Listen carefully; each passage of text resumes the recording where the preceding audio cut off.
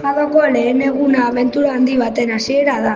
Abentura bat, zuen seme-alabek ingurune berri bat ezagutuko dutelako etxetik kanpo. Horregatik, gure lehen helburua seguru zoriontsu eta maitatuak sentitzea da. Izan ere horrela bakarrik, has daitezke konfiantzaz eta ilusioz ikasi. Haur hezkuntzan jolastuz, aurkituz, esperimentatuz ikasten dute. Eta norabeak lortzen du bere erritmoa jarraituz eta arreta pertsonalizatua jasoz.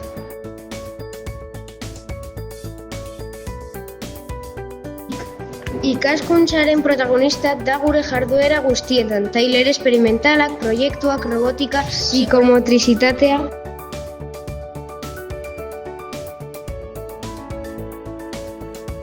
Haur hezkuntzatik funtsezko beste helburu bat da beren emozioak ezagutzen ikastea, bestearen lekuan jartzen ikastea eta azken batean lehen egunetik harreman osasuntsuak eraikitzen ikastea. Hemen hasten da bere bidea, eta haiekin ibili nahi dugu, pausuz pausu, maitasunez, errespetuz, alaitasunez, beren hezkuntza etaparen hasieratik amaierar arte. Haur hezkuntza dena hasten den lekuan. Zatoz gu ezagutzera!